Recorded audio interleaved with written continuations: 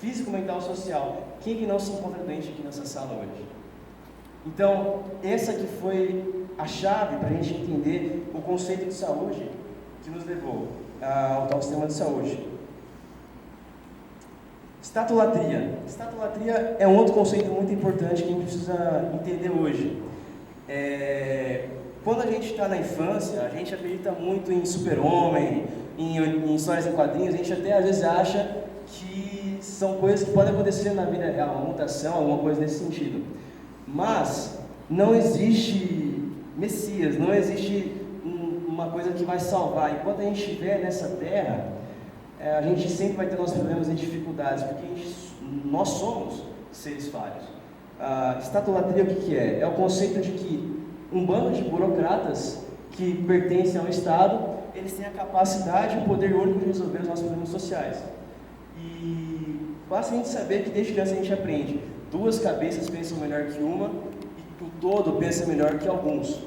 Então, eu acho muito difícil que 12 ou 15 pessoas sentadas lá no Ministério da Saúde vai saber o que a população de verdade está sofrendo e está passando. Mas, como eu falei, não tem como a gente falar do presente do SUS sem falar antes da história do SUS. Antes da fundação do SUS, o principal meio, eu não vou voltar para a história da saúde pública em 1800 porque o tempo não permite, não vou falar de Oswaldo Cruz, nem desse outro tipo de coisa que são importantes, mas não vem ao caso nesse momento. Então, antes do SUS, a principal maneira de se adquirir o tratamento de saúde é através do INAMPS. Os médicos mais velhos aqui, se tiver algum, o Dr. Alfredo, ele lembra dessa época do INAMPS, que foi criado em 1964 pela ditadura militar, na época de transição para o governo Geisel. O que aconteceu? Foi o começo da sacanagem. Por quê? Foi regulado esse INAMPS pelo Ministério da Saúde e Previdência Social. Mas ele tinha uma coisa diferente, que dava uma certa sustentabilidade ao INAMPS naquela época, ao sistema público, que só recebia o serviço do INAMPS quem pagasse pela Previdência Social.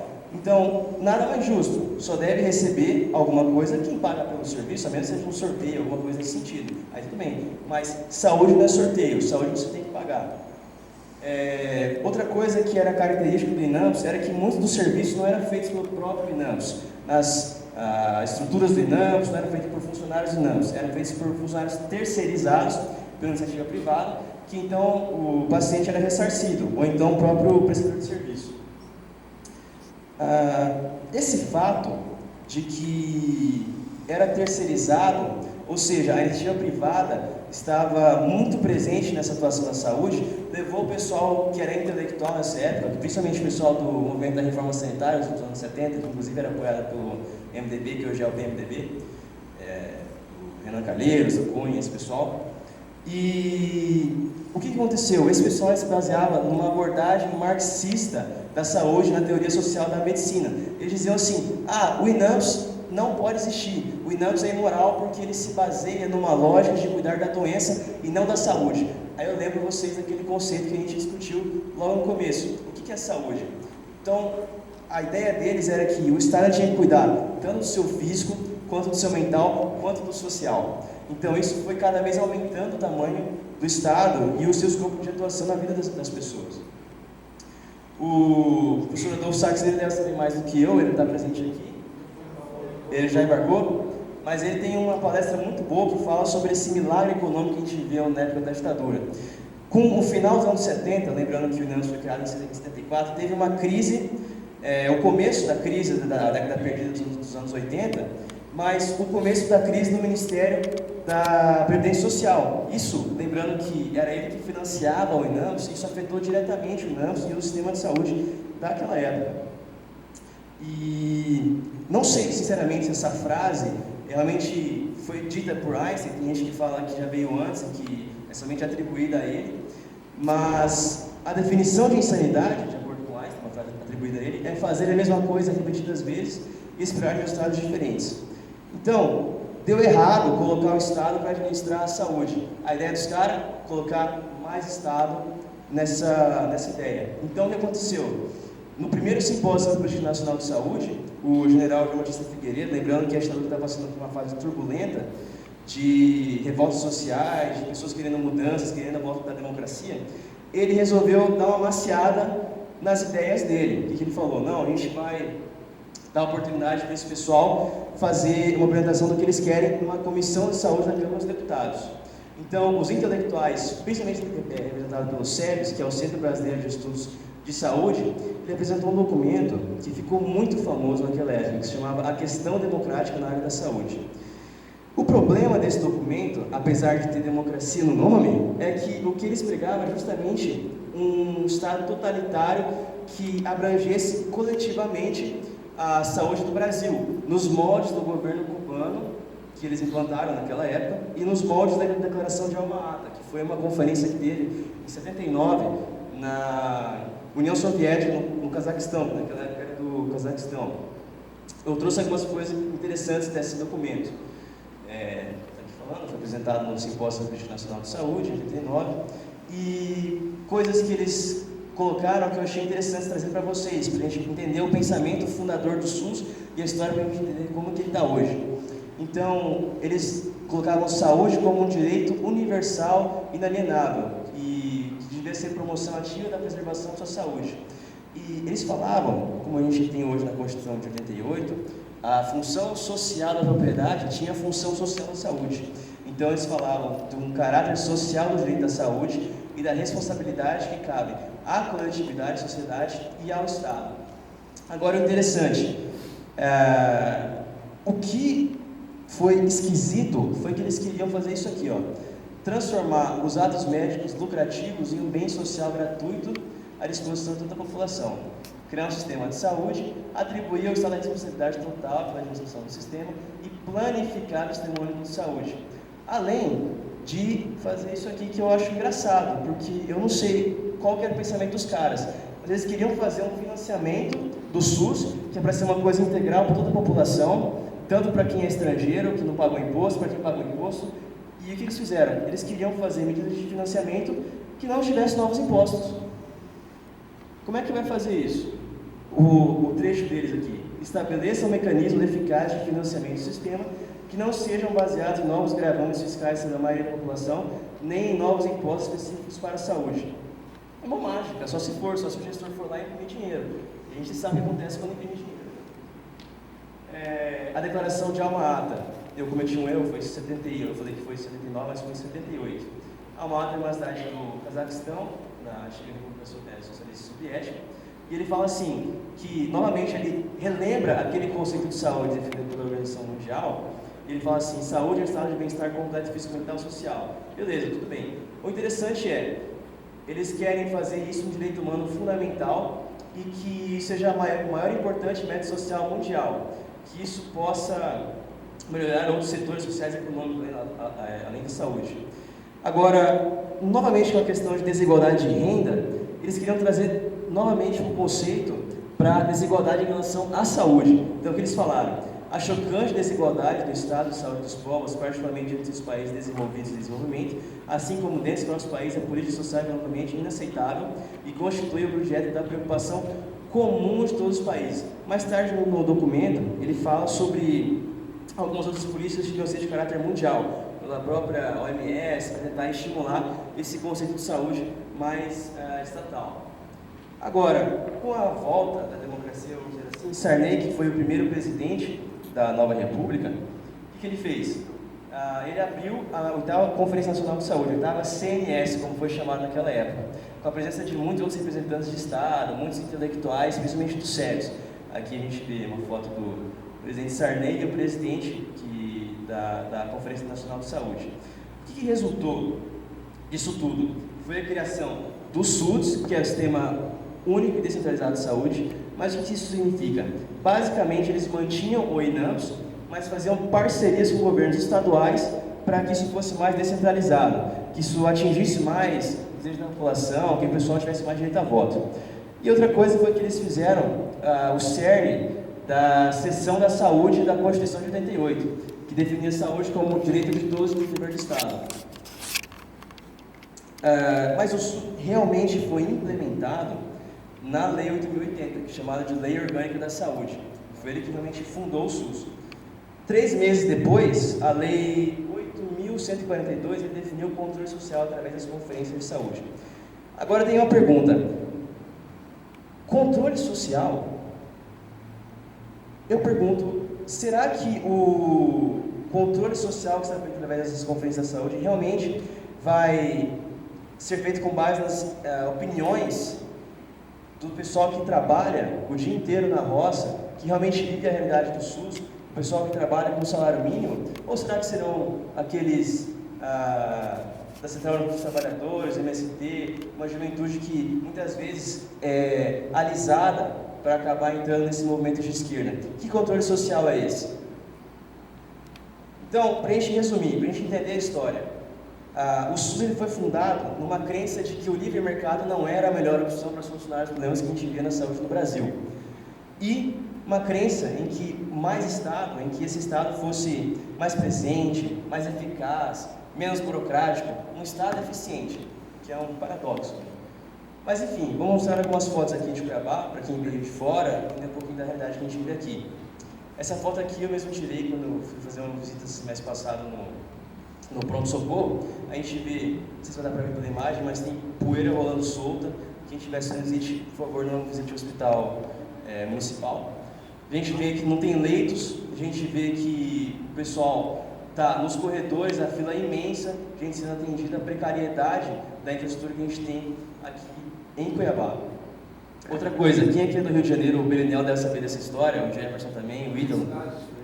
Foi da sua cidade? Niterói. Isso aí eu vi uma notícia em fevereiro desse ano, que medicamentos, através de uma vistoria que foi feita no Armazém do Estado, medicamentos foram incinerados porque eles perderam o prazo de validade que eles tinham. Ou seja, foram, de acordo com a estatística que eles fizeram, foram cerca de 1.000 toneladas de medicamentos que foram incinerados. Agora eu pergunto, será que isso é só problema de gestão? Será que isso é só problema de corrupção? Muita gente fala assim, se a gente tivesse um gestor eficiente, um Messias honesto, que pudesse resolver todos os nossos problemas, ou se a gente tivesse mais investimentos no setor de saúde, tudo estaria resolvido. Mas a gente ainda é bem assim. E os políticos eles se aproveitam dessa ideia. Toda eleição, municipal, estadual, federal, a gente tem essa galera que eu acho interessante, que eles não têm proposta definida. Todos eles chegam com a mesma proposta de, vamos aumentar os investimentos em saúde, confie em mim, eu seria um gestor responsável. Os caras se aproveitam dessa ideia, porque sabem que a população ele não tem para onde recorrer, ele vai botar no Chapolin, no Totó, no Nabilzinho, no Ombro. Então, são as opções que a gente tem hoje em dia. Agora, tem outra frase interessante também, que é um jornalista norte-americano, Henry Louis Gates, que ele fala assim, para todo problema complexo que a gente tem, existe uma resposta simples, elegante e redondamente errada. Aí, vamos ver, será que essas questões que eu falei de gestão e corrupção são eficazes totalmente para acabar com os problemas que a gente tem no SUS hoje? Vamos ver alguns mitos que a gente tem hoje em dia. O SUS é bom porque os pobres não pagam por ele e não teriam condições de pagar o plano privado sozinhos. Bonito, não é? É de chorar.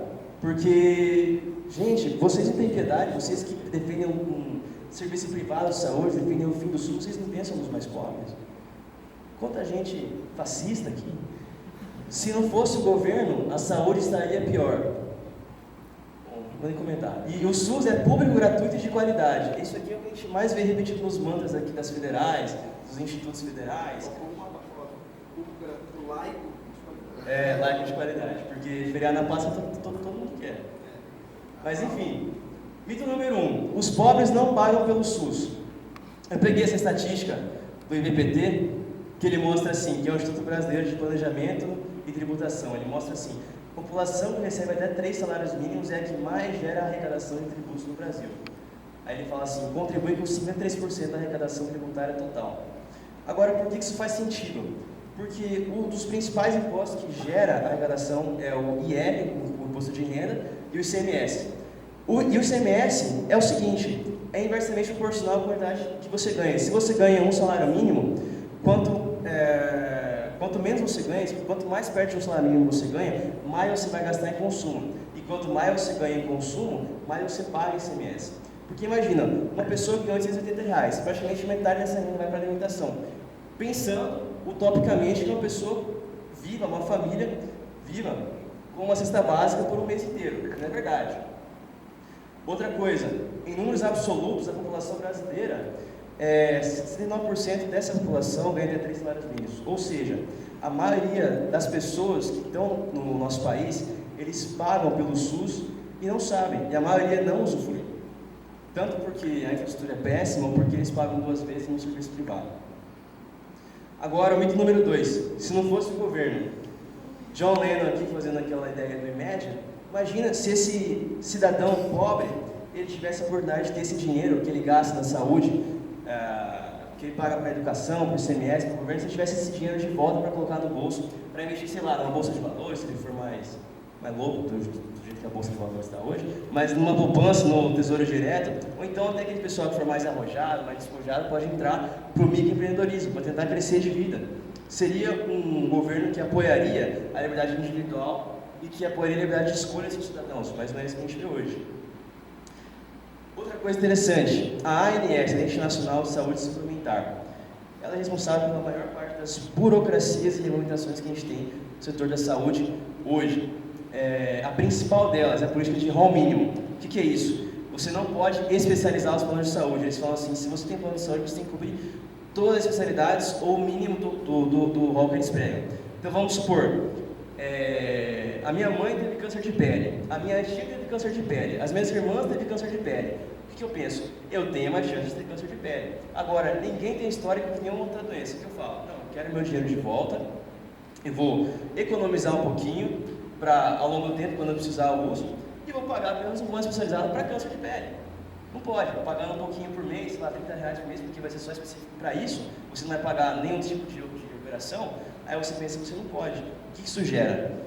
Menor concorrência, porque qual é o plano de saúde que vai ter condições de pagar por mais atendimento? É o pequeno plano de saúde, aquele microempreendedor que resolveu juntar 3 amigos médicos e montar um plano de saúde, ou são aquelas multinacionais, que na maioria das vezes são ajudadas pelo governo?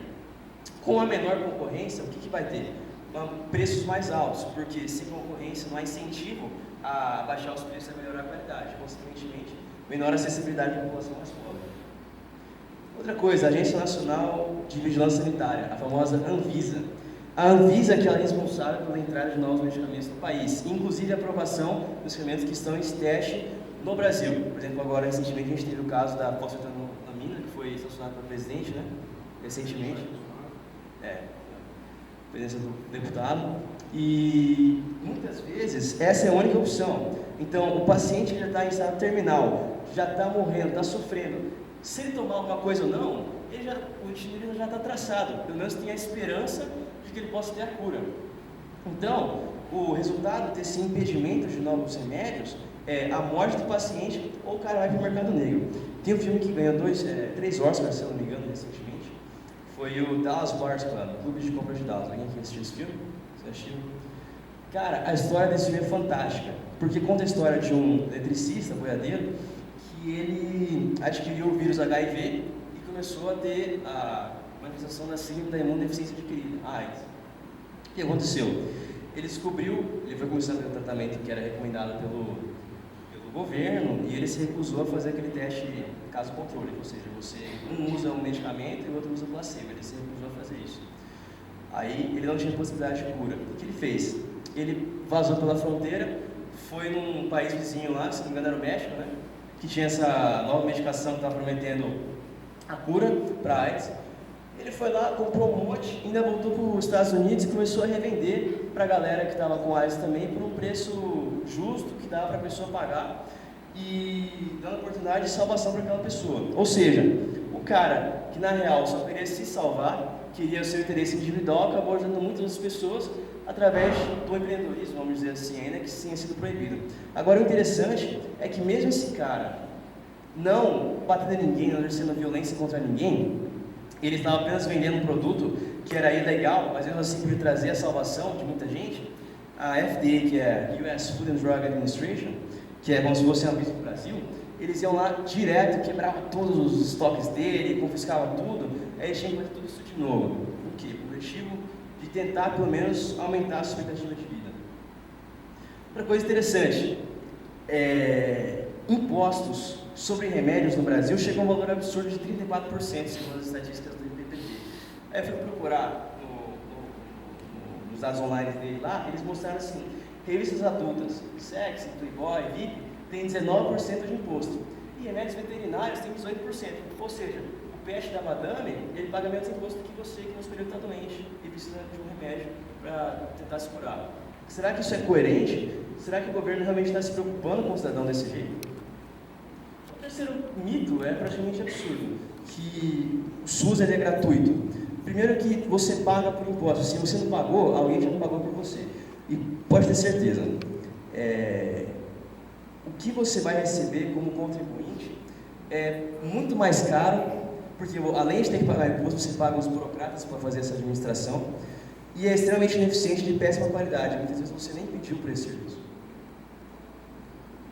Agora, chega na parte da matemática. Tem alguém que faz exatas? Ou você faz exatas, você também? Você é computação? Gente, é uma parte, não é muito complexa, mas é aritmética básica. Vamos pegar o SUS. 2 mais 2 é igual a 4. Os burocratas que estão empregados na área de saúde, os investimentos em tratamento, cirurgia, equipamento, medicamento, a gente vai excluir para facilitar a nossa conta, fazer só 2 variáveis. Vamos considerar apenas infraestrutura de atendimento dos pacientes. Quando a gente vai analisar só essas 2 variáveis, a gente vê que o SUS ele passa por um jogo de soma zero. O que é isso? É um jogo em que a soma dos valores é uma constante. Por quê? Porque o único meio de financiamento do SUS são os impostos. Então, o que acontece? O gestor, ele vai ter que ser o advogado do diabo, ele vai ter que decidir quem vai receber tal tratamento. Então, ele vai falar, será que eu vou investir em infraestrutura para melhorar o reboco, quando a parede está caindo lá, para tentar dar uma saúde melhor para a população? Ou será que eu vou investir em tratamento, pagando médicos, leitos? O que eu vou fazer?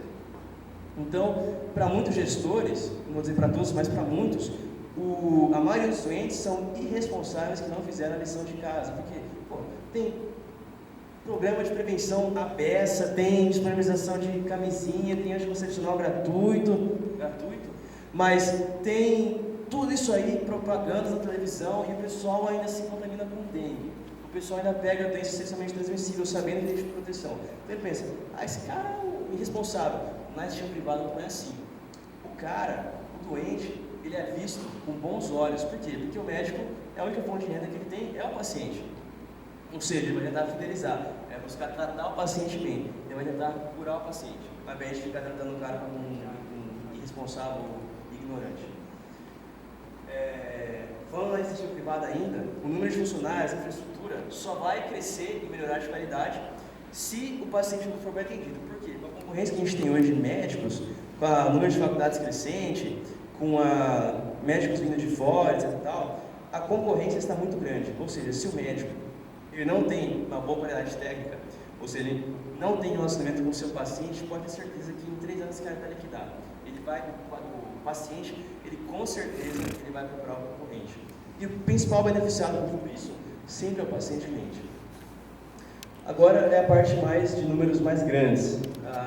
Segundo o IES, o Instituto de Estudos de Saúde Suplementar, em 2010 foram investidos total, municipal, estadual e federal, 25,5 bilhões de reais no SUS. O SUS tem seus princípios e diretrizes, mas o que me chamou a atenção é que um dos princípios que o SUS tem é a integralidade. Ou seja, todo mundo tem que ter direito à saúde, todo mundo tem que ter direito ao acesso à saúde, independente se pagou impostos, independente se veio de fora, até o imigrante ilegal não, ele tem que pagar, ele tem que ser atendido pelo SUS. Ou seja, vamos considerar apenas o Brasil, 200 milhões de pessoas. Para jogar baixo, para não ficar feio para o governo, vamos cortar no meio, vamos considerar 100 milhões. Vamos supor que 100 milhões, metade dos brasileiros utilizam o sistema de saúde. Ou seja, a gente vai dividir 25,5 bilhões, que é a dado oficial do governo, por 100 milhões de pessoas. Vai ficar 255 por paciente ao ano. Vamos dividir por 12 para dar os meses. 21,25 reais por paciente ao mês. Será que alguém em sã consciência acha que isso é suficiente para tratar uma pessoa? Que é o suficiente para pagar os burocratas, a infraestrutura, medicamentos, os funcionários, os leitos? Será que o pessoal acha que com 21,5 reais por paciente por mês, considerando apenas metade da população brasileira, é possível você ter uma saúde de qualidade? Aí a pessoa fala, cara, dá para a gente pagar mais imposto. Cara, a gente já trabalha 150 dias por ano na última estatística, só para pagar imposto para o governo. Isso já é praticamente 5 meses. Será que a gente quer aumentar ainda mais os impostos? Sabendo que, na maioria das vezes, a gente vai ter gestores ineficientes e corruptos. Então, vamos ver alguns resultados da implementação de uma saúde estatizada. Peguei um exemplo cubano. Em 1943, um tratamento odontológico em Cuba. Hoje em dia, como é que está? No século XXI, em 2010, essa foto foi tirada. Esse evento que saiu nos jornais, em 2010, mostrou assim, 26 pacientes psiquiátricos do Hospital Psiquiátrico de Havana morreram por fome. Não morreram por falta de medicamento, não morreram por falha médica, morreram de fome no hospital psiquiátrico por causa de desvio de verba dos diretores do hospital. A gente vê aqui uma infraestrutura de excelente qualidade, os pacientes, especialmente os idosos, são colocados em primeiro lugar. A gente vê que eles têm roupas adequadas para estar no meio hospitalar, as crianças também são sempre ajudadas pelo perfil. A recuperação pós-operatória a gente vê que é muito boa. Não tem necrose, não tem gangrena, não tem pus, não tem nada. Até a energia elétrica lá é conduzida de maneira eficiente, o banheiro é extremamente sanitário. A gente vê aqui os equipamentos médicos esterilizados de maneira brilhante, o chão limpo e extremamente pronto para qualquer agente biológico que possa estar lá, porque na maioria dos hospitais se passa microbicida também, especialmente no centro cirúrgico. Aqui a gente vê o pessoal da cozinha, que tem equipamento de alta qualidade, não tem ferrugem, não tem nada. Agora, eu queria perguntar para vocês, quantos aqui comem pão, ou já comeram na vida? Pode levantar, sem vergonha, a gente está aqui, não é para julgar. Todo mundo já comeu pão, né? Beleza? Vocês, por acaso, têm raiva do padeiro de vocês? Sério que vocês não têm raiva do padeiro de vocês? Mas vocês não acham que é um absurdo ele estar explorando a fome de vocês em troca de dinheiro para fazer lucro? Gente, ninguém fica com raiva do padeiro por causa que ele faz o seu pão e cobra o lucro dele. De acordo com o pensador Klaus Bernbinder, que ele é Senior Fellow da Mises da Suécia, num artigo que ele escreveu, ele fala assim: comparar o médico que cobra por seus serviços e falar que isso é imoral é a mesma coisa que culpar o padeiro por cobrar o lucro por vender o seu pão. Ou seja, moralidade não tem nada a ver com lucro. Agora, lembrando isso aí, o que é mais importante? Alimentação ou acesso à saúde? Quem é que acha que é uma pessoa que está anoréxica, que está passando fome, está com síndrome de Kwashiorkor, sei lá o que seja, com deficiência nutricional, você acha que a pessoa vai ter saúde passando fome? Não, né? Então, por que a alimentação é fornecida pelo Estado, mas a saúde é? O Estado tem que oferecer saúde? E sem alimentação não tem saúde, então por que o Estado não é dono da saúde também? Tá terminando.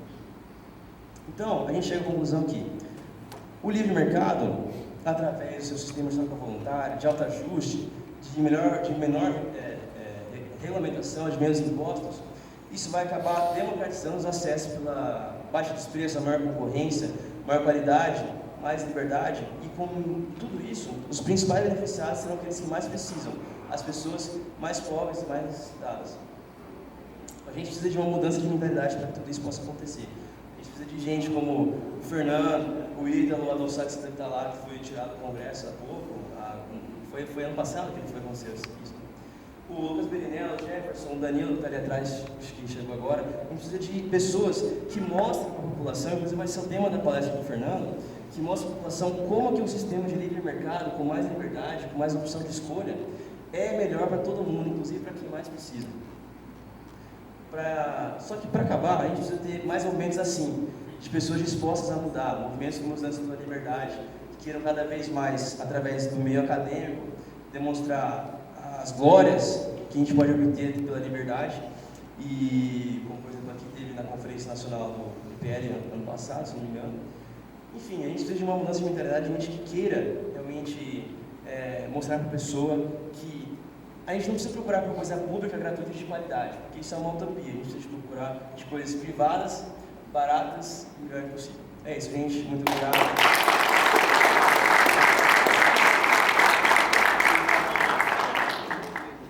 Gente, eu queria agradecer ao Wesley por ter quebrado esse mega galho. A gente vai abrir para 2 perguntas.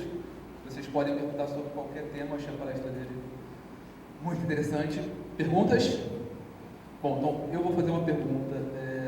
O que vocês acham, o que você acha dos planos de saúde atual? Você acha que tem que acabar a parceria público-privada? Você acha que tem que continuar essa parceria público-privada? Você é a favor de alguma regulamentação sobre esses planos de saúde? Qual é a sua visão dessas coisas que estão acontecendo? Então, a minha visão, como Carl Sagan diria, eu posso estar errado, porque ninguém é dono da verdade, ninguém tem conhecimento absoluto de tudo. Mas, em relação aos planos de saúde, eu acho que muitos deles estão corrompidos por causa daquela relação nefasta que a gente tem hoje em dia de relações público-privadas. Por quê? Porque isso, através do sistema de licitação, todo mundo sabe que é um sistema de corrupção, como é que eu vou dizer, velado, porque muitas vezes o cara que já ganhou a licitação para participar do plano de saúde com a parceria público-privada, muitas vezes ele acaba virando doador. Ou seja, a gente precisa eliminar os conceitos de corrupção. E como diria Milton Friedman, a gente só acaba não acabar, mas diminuir a corrupção sem diminuir o tamanho do Estado, as suas atribuições, porque é impossível você, por exemplo, coordenar Mato Grosso, São Paulo, Rio Grande do Sul sozinho. Então, o Estado, quanto menos coisa ele for atribuída a ele, com certeza vai ser mais eficiente e vai ter mais liberdade de população escolher.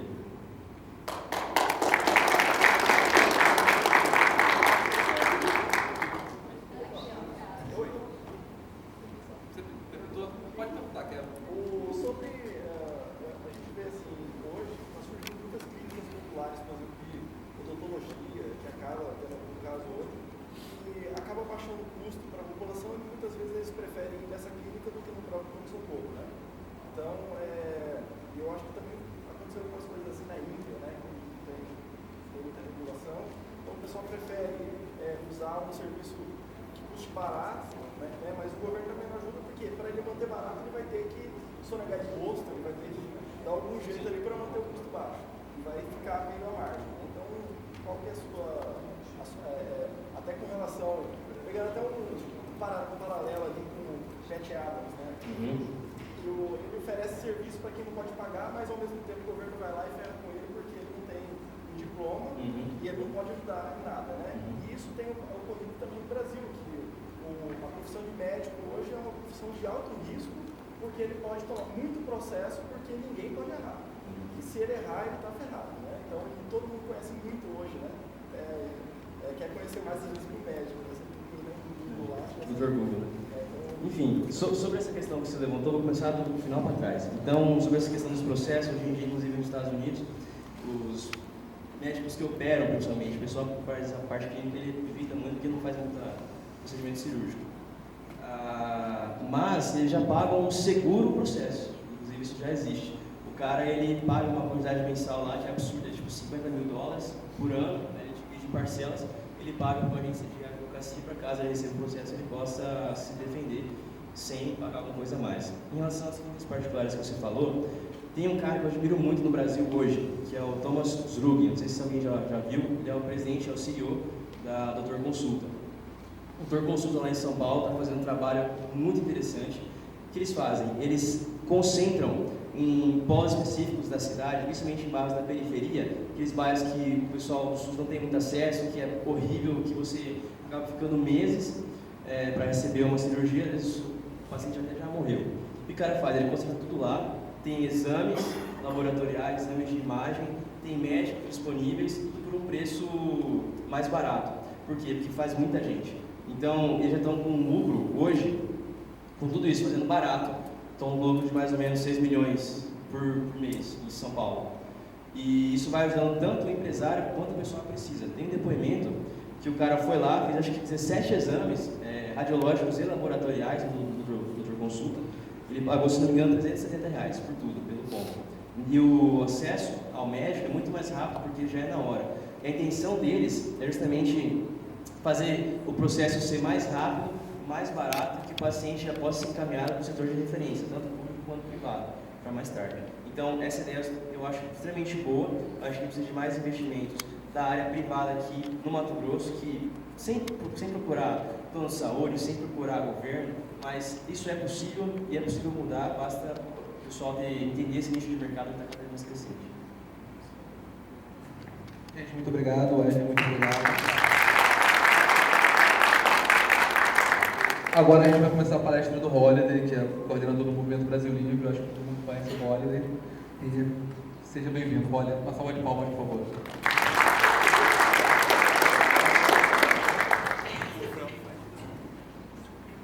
Bom, boa tarde a todos. Para aqueles que não me conhecem, meu nome é Fernando Holiday, sou coordenador nacional do Movimento Brasil Livre, um movimento liberal e que tem organizado as recentes manifestações contra o governo pelo país.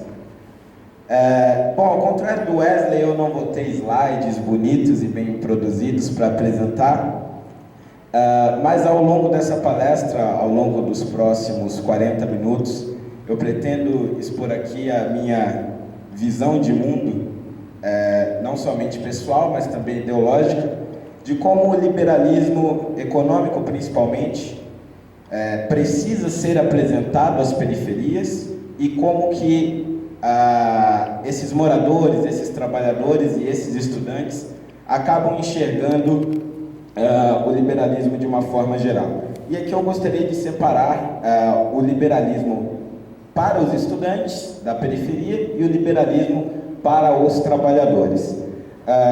Bom, o Movimento Brasil Livre, ele não tem o mesmo campo de atuação que tem os estudantes pela liberdade, que é um campo um pouco mais acadêmico, voltado mesmo para a educação e para inserir esse debate quanto à liberdade nas universidades, no ensino básico como um todo, que a gente sabe hoje é influenciado por ideologias mais à esquerda e mais voltadas a um Estado gigante e etc., que a gente já conhece.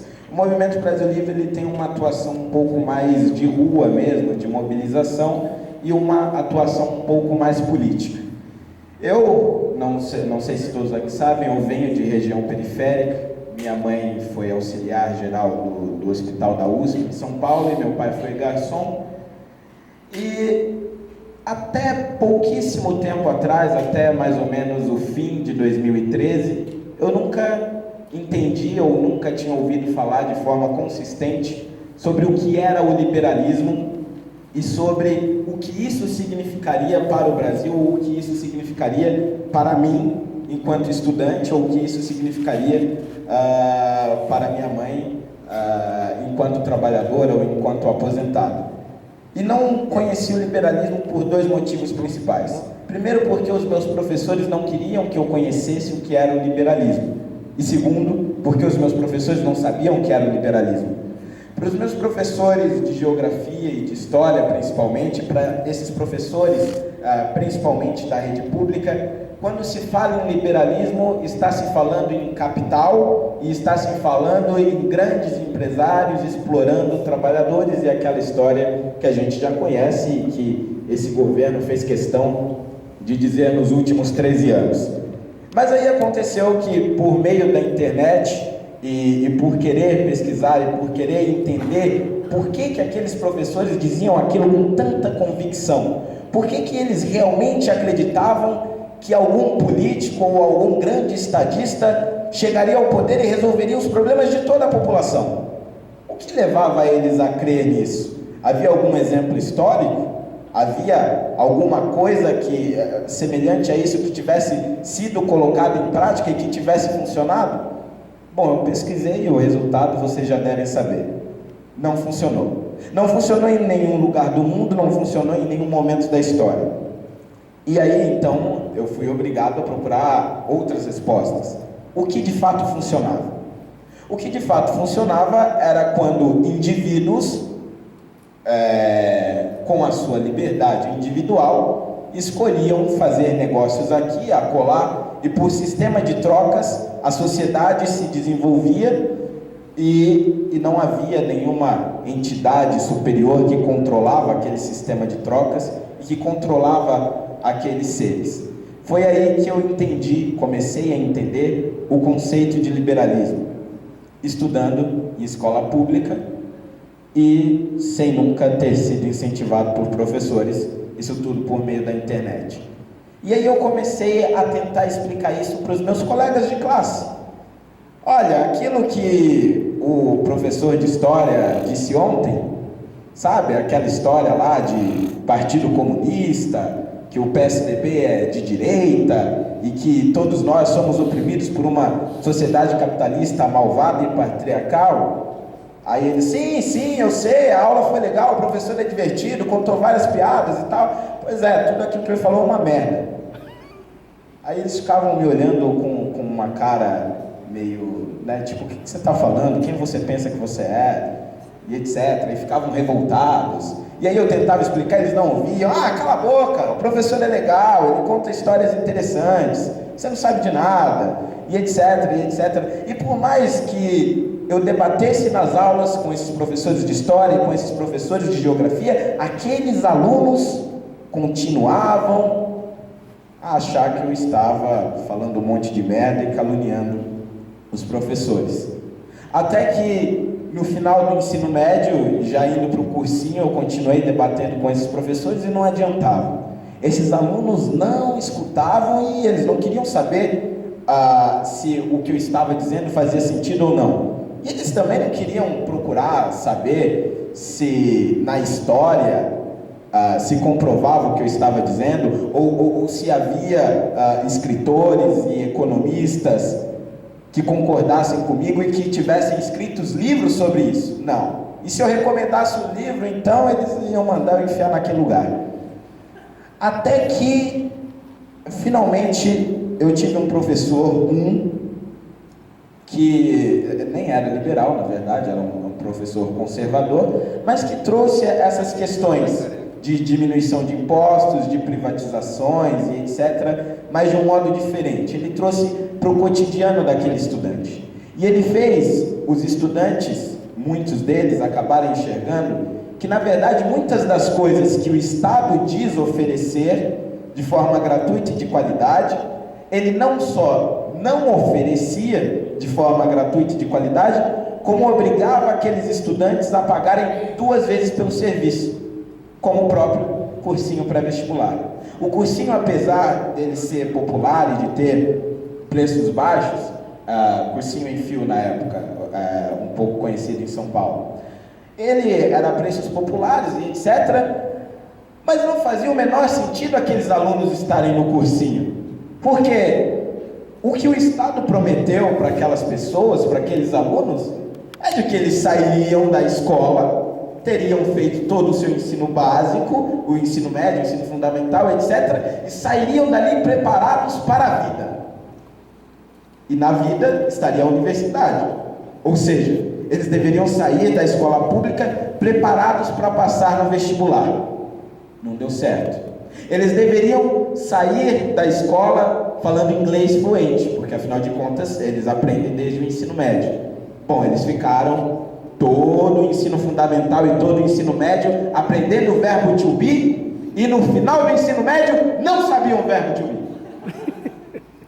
E aí eles passaram todo o ensino fundamental estudando ciências, história, estudaram matemática e português, e no ensino médio a mesma coisa. Chegou no vestibular, eles não tiraram nota suficiente na redação. E eles não tiraram os pontos suficientes na FUVEST e no Enem. E aquele professor fez questão de jogar isso na cara deles.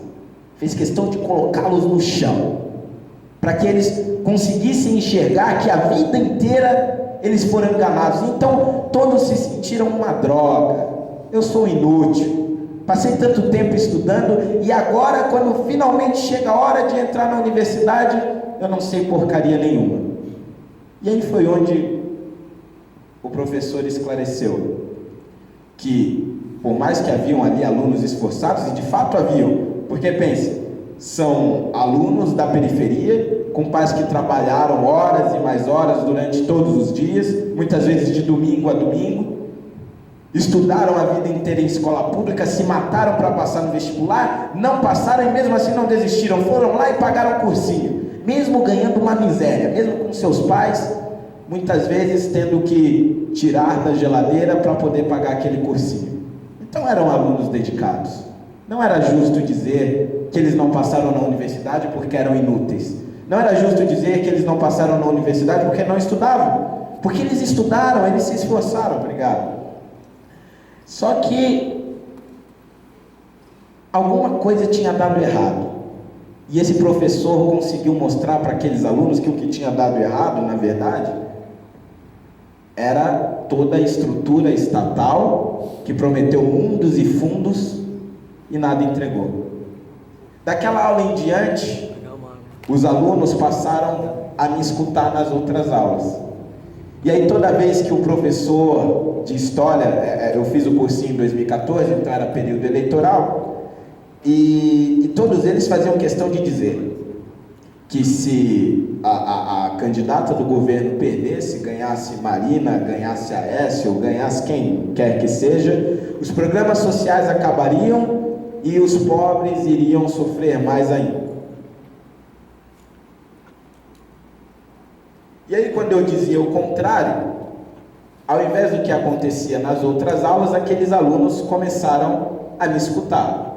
E muitos deles começaram a entender que, na verdade, o governo não tinha trazido nenhuma benesse para os mais pobres.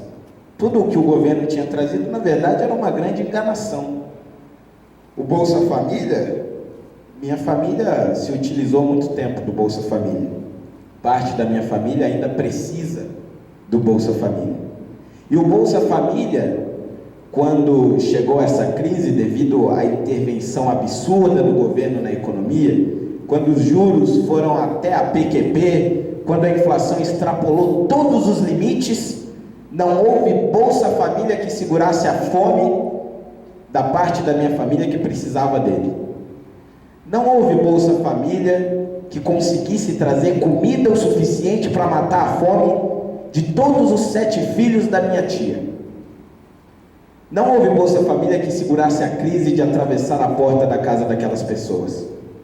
Eu disse isso naquela aula. E aqueles alunos começaram a enxergar que o conceito de gratuidade, qualidade, na verdade não existia.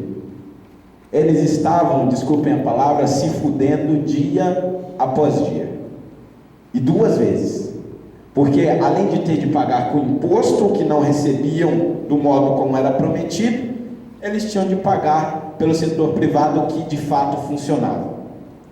E foi trazendo esses exemplos para a realidade e foi refletindo sobre a história desses alunos que aquele professor e eu, de certa forma, conseguimos mostrar para muitos deles, não todos, mas para muitos deles, que existia um outro caminho. E que, na verdade, a iniciativa privada não eram os capitalistas grandões e malvadões que exploravam trabalhadores e etc. A iniciativa privada eram eles. A iniciativa privada era eu e era aquele professor. A iniciativa privada era o seu João da lanchonete, em que eles iam comer em todo o intervalo do cursinho. A iniciativa privada estava na cantina da escola. A iniciativa privada estava na moça que vende produtos de limpeza, no caminhãozinho que passava nas ruas da favela, vendendo batata e tomate fresco. A iniciativa privada estava no dia a dia daquelas pessoas. Só que elas não percebiam. Elas achavam que o caminhãozinho da batata e que a mulher do produto de limpeza só conseguia fazer aquilo porque havia um governo bondoso que lhes permitia fazer aquilo. Daquele cursinho saíram alguns liberais convictos, que dali em diante começaram a ler Marx, não, pelo amor de Deus, que começaram a ler Mises, que começaram a ler Hayek, etc. E também saíram muitos conservadores, que achavam que, na verdade, os conservadores eram aqueles caras que defendiam a Inquisição e eram grandes nazistas, malvadões, com suas suásticas escondidas em seus armários e coisas do tipo. Pois é, aquele ano foi um ano feliz para mim. Aquele ano foi onde eu descobri que ainda há esperança, principalmente entre os estudantes, desde que o liberalismo ele seja explicado da forma correta. E aí é que está uma coisa muito interessante e que nós nos preocupamos muito com isso no MBL. Não importa o quanto você tenha razão diante de um professor esquerdista ou diante de um deputado do PSOL. Não importa o lixo que você vai falar para aquelas pessoas.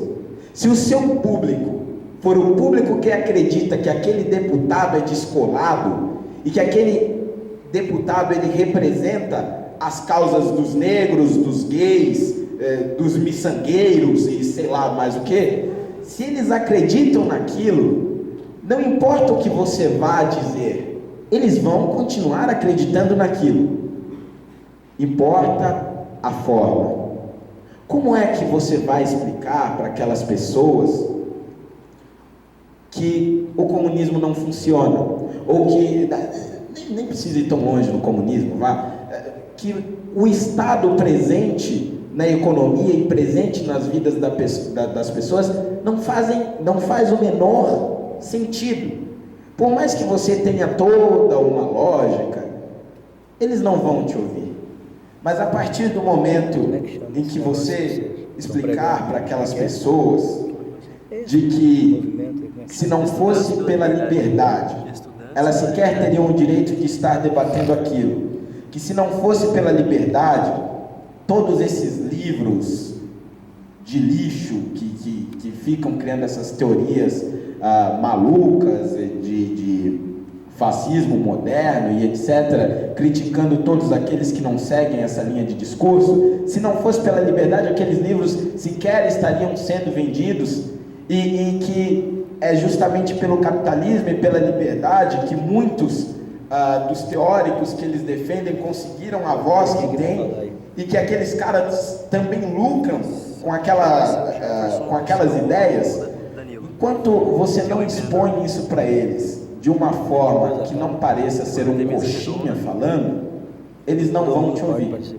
Se eu chegar assim num debate, sei lá, na USP, lá na FEFELESH, todo engomadinho e etc., e começar a falar de liberdade, eles vão me vaiar, vão começar a atacar o tomate, vão cuspir na minha cara, coisas do tipo.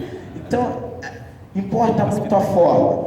E foi com esse professor que eu aprendi que a forma consegue te fazer agregar pessoas e consegue fazer com que essas pessoas passem a te escutar e, mais do que isso, passem a estudar sobre o que você está falando. Mas aí existe um outro problema. Se com os estudantes importa a forma, se com os estudantes você precisa mergulhar naquele mundo deles e a partir daquele mundo desenvolver as suas ideias e expor aquelas ideias de modo que para eles não pareçam algo chato e retrógrado e reacionário, com os trabalhadores já é um pouco mais diferente. Porque os trabalhadores da periferia eles não vão ter tempo. Não adianta vocês acharem que a Dona Maria vai parar de varrer o quintal dela para ler 6 lições de Mises. Não adianta vocês pensarem que o seu José que faz a reforma lá da sua garagem, não adianta você achar que ele vai parar o trabalho dele para ler Bastiat. Não vai. Para essas pessoas funciona de uma forma um pouco mais diferente. E aí também associado à realidade deles, mas na periferia, o segmento dessas pessoas, o que faz elas seguirem esses líderes que aparecem, o que fez com que essas pessoas votassem no Lula, votassem na Dilma, e muitas vezes votem em deputados e senadores que seguem ideologias mais à esquerda, não é exatamente o discurso esquerdista, porque a verdade é que na periferia não existe esquerda ou direita. O que existe é aqueles que se importam com o povo e aqueles que se importam com a elite. E não adianta você tentar mudar esse conceito na cabeça da pessoa, de que na verdade nós não devemos dividir o país em classes sociais, etc. Não vai entrar. Na periferia existe o pobre trabalhador e existe a elite. Ou que fizeram nos últimos anos, nos últimos 13 anos principalmente, foi fazerem acreditar, já que aquele conceito ele não se desfaz do dia para a noite, isso, você precisaria de décadas para desfazê-lo. Então, o que fizeram nos últimos 13 anos foi pegar esta classe trabalhadora e esta suposta elite e colocá-los como inimigos. Os elitistas não gostam dos trabalhadores e os trabalhadores não gostam dos elitistas. Isso entrou na mente da Dona Maria, isso entrou na mente do seu José. Eu não fui criado com meu pai desapareceu em 97, então eu nunca o conheci. Mas eu fui criado com a minha mãe com este conceito, de que haviam elitistas e de que haviam trabalhadores. E de que aqueles elitistas não gostavam de mim, não só porque eu sou preto, mas também porque eu sou pobre. Ou seja, me odiavam 2 vezes. E a gente não deveria, nós, os filhos de trabalhadores e os trabalhadores, não deveríamos gostar daquela elite. Porque aquela elite nos explorava e só queria sugar do nosso trabalho. Aí o que acontece? Para você se comunicar com essas pessoas, para você fazer com que elas entendam de que não há antagonismo entre esta suposta classe trabalhadora e esta suposta elite, você precisa fazer entender que um não vive sem o outro. Isso aconteceu há pouco tempo comigo, eu coloquei isso em prática há pouco tempo. Em São Paulo, a parte mais pobre fica principalmente na Zona Leste, e aí você tem uma parte mais pobre ali na Zona Sul, região do Jabaquara e etc. E eu fui numa comunidade, olha o nome da comunidade, hein? Chamada Comunidade do Vietnã. Já dá para você sentir o clima, né? Já entra no espírito aí. E aí, tipo, aquelas coisas clássicas que a gente vê, né? Eu acho que o pessoal do Rio deve estar mais acostumado, vielas escuras, caras de metralhadoras e etc.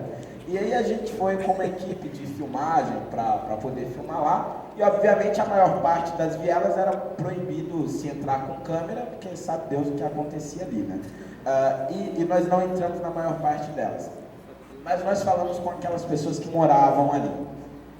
E todas as pessoas com que eu falei na comunidade do Vietnã, à exceção de um, que era professor e filiado ao PCdoB, mas todo o resto, empregadas domésticas, donas de casa, pedreiros, metalúrgicos e etc., nenhum deles eram favoráveis ao atual governo. E todos eles sabiam que foi este governo que mergulharam aquelas pessoas na crise, e eles sabiam que eles eram os que mais sofriam com a crise. E todos eles me disseram que os elitistas, que os poderosos, é que estavam gostando daquele governo. Porque na cabeça daquelas pessoas, se o pobre está sofrendo com este governo, tem alguém ganhando com este governo. E quem está ganhando com este governo? É o capitalista, é o empresário. E aí, o que eu fiz nesses bate-papos? Eu falei com essas pessoas que, bom, primeiro, de fato, alguém ganhando com essa crise, alguém se beneficiando deste governo. Se não houvesse ninguém se beneficiando deste governo, o governo já teria caído. Aí eles, é isso aí, não sei o quê. Aí eu peguei e aí eles começaram a dizer que na verdade eram os empresários e etc. Aí eu comecei a perguntar, né, quem tinha perdido o emprego. Eu perdi o emprego, meu tio perdeu o emprego, meu primo perdeu o emprego, não sei quem perdeu o emprego. E aí eu fiz eles refletirem. Olha, se vocês perderam o emprego, o empresário perdeu empregados. É isso. Ok. Bom, se o empresário perdeu empregados, vocês perderam emprego, logo vocês perderam renda e o empresário perdeu lucro. Exato. Tá ligado? Ok. Está fazendo sentido. Bom, vocês perderam emprego, vocês perderam renda, o empresário perdeu empregados e o empresário perdeu lucro. Logo, vocês tiveram uma diminuição nos seus ganhos dentro de casa, tiveram que fazer cortes e etc. Logo, o empresário também teve de fazer cortes na empresa dele, a empresa dele diminuiu e ele também perdeu ganhos. Vocês concordam? Aí todos ficaram parados, me olhando e etc. Aí um revoltado se levantou no meio. Então quem está ganhando com este governo? Porque se não é os empresários, se não é os trabalhadores, tem alguém ganhando. Eu falei, de fato tem alguém ganhando. E é a elite. Eu falei, de fato é a elite. Então por que você está dizendo que os empresários não perderam? E aí eu disse para ele, meu amigo, a elite que está ganhando não são os empresários do setor privado. E também não são os trabalhadores. A elite que está ganhando é aquela que está com cargos no governo. Com cargos comissionados, com ministérios, com secretarias nas prefeituras, nos governos estaduais. É o filho da puta do fiscal que não te deixa abrir a lojinha na esquina. É aquele mala do Ministério do Trabalho que vem com um palitinho de dente e não te deixa abrir a barraquinha de pipoca. E aí eles começaram a entender que de fato havia uma elite que estava ganhando com este governo, e essa elite era inimiga dos trabalhadores, mas essa elite também era inimiga da classe empresarial. E quem era essa elite? Ou quem é essa elite? É a elite que os governa. E é justamente essa elite que diz que sem eles, aqueles caras não são nada. Quando eu disse isso para aquelas pessoas, não houve nenhum, absolutamente nenhum, que eu ousasse discordar. Todos eles, poxa, você tem razão, velho. Por que ninguém nunca me disse isso antes? Eu nunca ouvi isso na minha vida. Você foi muito claro, você foi muito objetivo. E é isso mesmo. Esses caras só enganam a gente. E faz a gente pagar imposto, e faz a gente perder emprego, e faz a gente sofrer com a inflação, e não sei o quê, e não sei o quê. E aí começou aquela revolta de novo, só que agora com as pessoas certas. Ou seja, muitas pessoas, de trabalhadores a estudantes, na periferia, e isso também aí pode se estender para regiões mais pobres do Nordeste, do Norte, etc., mais afastados do centro, mas todos eles, ou pelo menos a maioria deles, tem essa noção de que há duas classes antagônicas e que devem brigar entre si. E eles nunca levaram em consideração que poderia, de fato, haver uma elite que atrapalhasse a vida dessas pessoas, mas eles nunca chegaram a pensar que essa elite é justamente aquela a qual eles elegeram. E eles não sabiam disso, não porque não queriam, não porque eles realmente achavam que eles estavam elegendo pessoas para o bem deles, não, porque eles não têm informação, e porque as pessoas que deveriam passar essa informação para aqueles trabalhadores, as pessoas que deveriam passar essas informações para aqueles estudantes, fazem isso de modo chato, fazem isso muitas vezes com pouca vontade,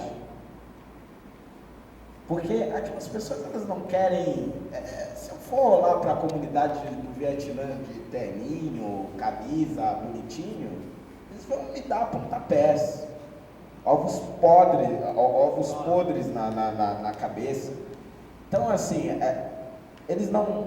eles querem pessoas que saibam trazer essa ideia de liberalismo para a realidade deles, de forma que eles possam enxergar claramente como aquilo influi no dia a dia daquelas pessoas. E não há hoje no Brasil filho da puta de político nenhum que faça isso. E não há professores que façam isso nas escolas. porque eles foram formados, além de terem sido formados em todo um sistema universitário que já traz essas ideias impregnadas na sua grade curricular, eles aderem àquilo, a mente deles vai aderindo, é como se fosse, sabe, é como se fosse uma verdadeira privada, e aí você vai jogando várias coisas lá dentro, e aquelas coisas vão se aderindo à porcelana da privada, e não importa quantas descargas você dê, vai ficar ali. E esses professores transmitem isso para os alunos, de forma inacreditável. E os políticos, e os líderes de sindicato, e os vereadores, e os prefeitos, transmitem isso para os moradores da periferia. Então, o que eu gostaria de dizer aqui para vocês hoje, não sei nem quanto tempo eu usei, se eu fui rápido demais, se eu fui lento demais, eu fui 24 minutos só. O que eu gostaria de deixar claro aqui para vocês hoje é que nós temos a obrigação de fazer com que essa grande massa entenda que o caminho que nós viemos seguindo, não só nos últimos 13 anos, mas o caminho que a gente vem seguindo há 500 anos, está errado. E que todos os políticos que até hoje nos governaram, e que todos os deputados que nós temos hoje, que já tivemos, todos não, mas a grande maioria dos parlamentares que nós já tivemos no Congresso Nacional, nunca tiveram essa ideia de que são eles que devem, o poder e o dinheiro devem ficar na mão daquelas pessoas. E isso se vê muito também quando eu explico a questão dos vouchers. O MBL ele vai ter cerca de 120 candidatos em 2016, espalhados pelo Brasil. E quase todos eles, dependendo aí da localidade, vão entrar na questão do sistema de vouchers, que é até um sistema aí que pode ser discutido entre os liberais. Mas, de forma geral, o sistema de vouchers estaria associado a uma política mais liberal. Mas o que eu não quero entrar na questão do mérito do sistema, mas como se explica isso para essas comunidades? Quando você diz que, na verdade, o sistema de vouchers nada mais é do que você pegar o dinheiro do Ministério da Educação, que aquelas pessoas